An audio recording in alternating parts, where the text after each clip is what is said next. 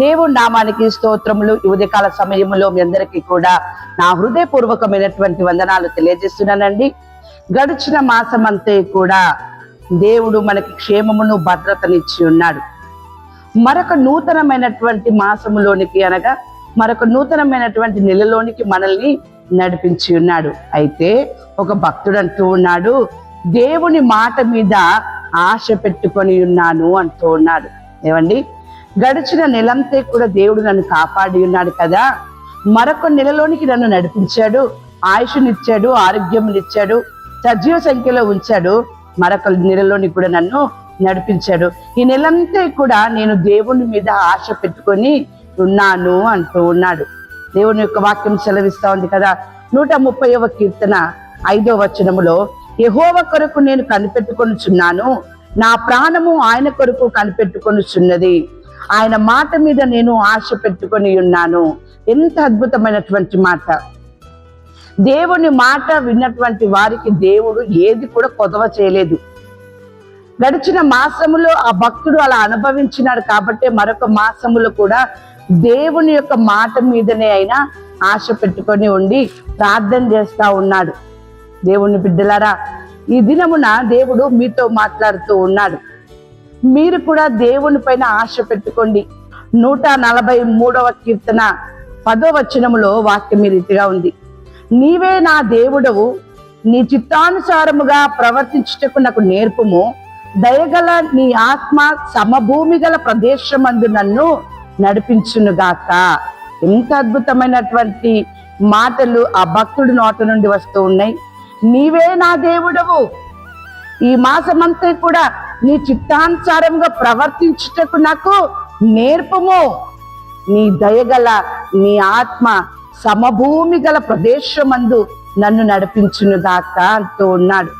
ఎంత విశ్వాసము, నమ్మకం అండి! ఎంత ఆశ కలిగి ఉన్నాడు.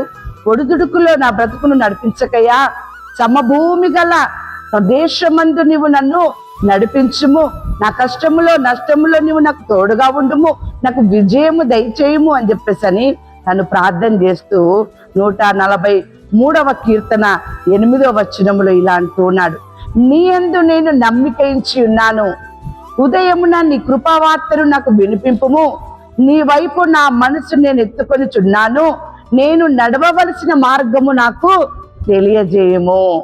ఏమండి, నడవవలసినటువంటి మార్గమును నీవు నాకు ఈ ఉదయకాల సమయంలో తెలియజేయము ప్రభువా, నీ కృపావార్తను నాకు వినిపింపుము అని చెప్పేసి మొరపెడుతూ ఉన్నాడు, ప్రార్థన చేస్తూ ఉన్నాడు. దేవుని బిడ్డలారా, ఈ నెలలో మొదటి దినమున నీ ప్రార్థన కూడా ఇలాగే ఉండాలి.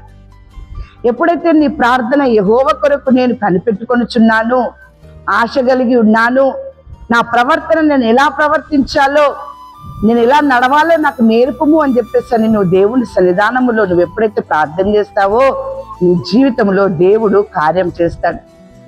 90వ కీర్తన 14వ వచనములో వాక్యం ఈ రీతిగా ఉంది, ఉదయమున నీ కృపతో మమ్మును తృప్తిపరచుము, అప్పుడు మేము మా దినములన్నీ ఉత్సహించి సంతోషించేదము.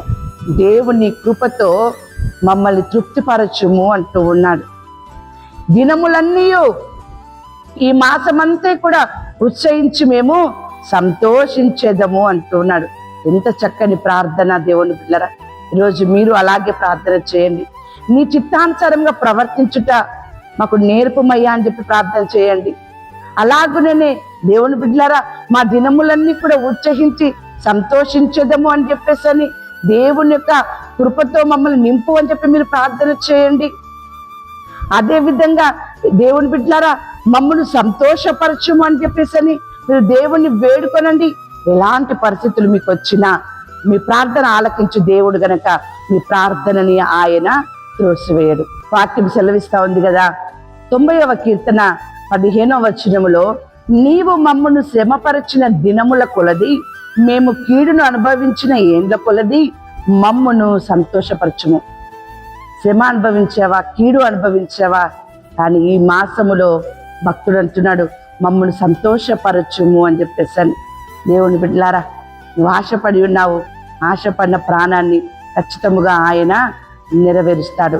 ఉదయకాల సమయంలో దేవుడు మీతో మాట్లాడుతున్నటువంటి మాట యెషయా గ్రంథము 60వ అధ్యాయము 20వ వచనం. యెహోవాయే నీకు నిత్యమైన వెలుగుగా ఉండును, నీ దుఃఖ దినములు సమాప్తములగును.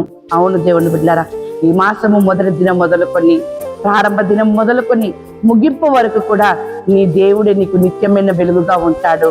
నీ దుఃఖ దినములన్నిటి కూడా ఆయన సమాప్తంగా చేస్తాడు. ఆ రీతిగా దేవుడు మీకు సంపూర్ణమైన సంతోషమునిచ్చి మిమ్మల్ని నిండారుగా ఆశీర్వదించును గాక. ఆమేన్.